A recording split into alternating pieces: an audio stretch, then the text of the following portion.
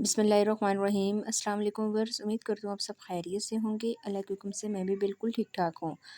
आज बहुत दिनों बाद हम आए हैं एक और न्यू रेसिपी के साथ, जो कि बहुत ही मज़े की मैं बनाने वाली हूँ।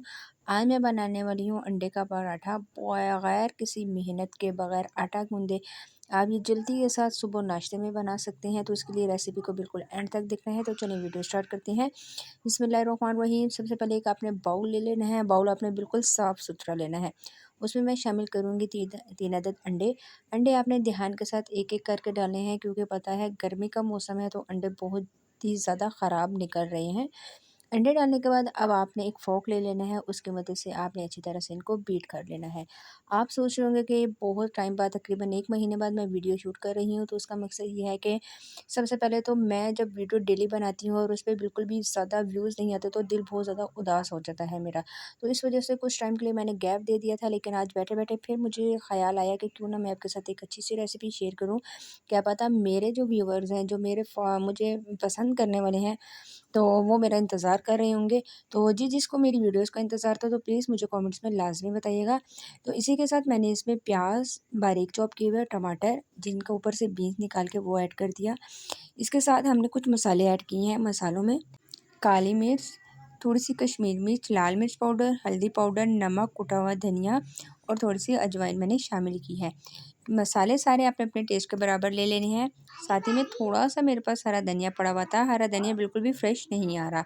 हरा धनिया मैंने डाल दिया। हरी मिर्चें मैं इसमें ऐड नहीं करूँगी, क्योंकि वली ने भी खानी है। तो इस वजह से मैं इसमें हरी मिर्चें स्किप कर रही हूँ, आप डाल सकते हैं। इसके बाद मेरे पास तकरीबन 1 कप के करीब आटा है। आटा मैंने गंदम वाला लिया है, चक्की का आटा इस्तेमाल किया है।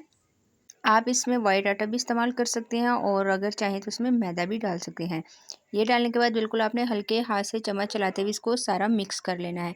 जी, तो ये देखिए अंडे के साथ आटा अच्छी तरह से मिक्स हो गया है। अब मैं इसमें पानी डालूँगी, बिल्कुल थोड़ा-सा पानी डाल के आपने पेस्ट बना लेना है।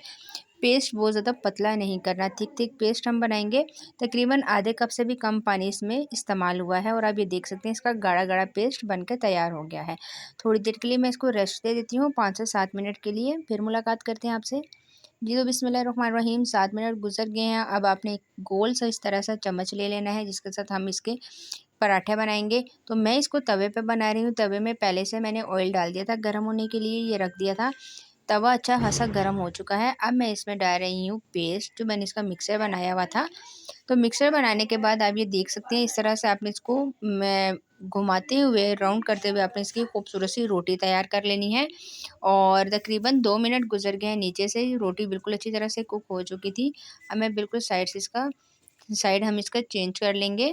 इसी के साथ आप सबसे रिक्वेस्ट है, जिसने चैनल को सब्सक्राइब नहीं किया, प्लीज़ जल्दी से जाइए चैनल को सब्सक्राइब कर लीजिए, ताकि आने वाली हर वीडियो आपको जल्दी से मिल जाए।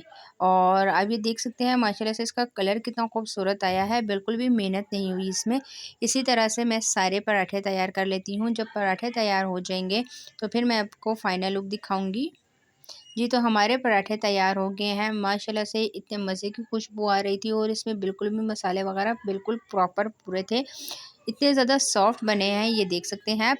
और इसी के साथ जो मैं अचार इस्तेमाल कर रही हूँ, ये घर का बना हुआ अचार है, हम लोगों ने अभी बनाया है गर्मियों में। अगर इसकी रेसिपी आपको चाहिए तो मुझे बताइएगा।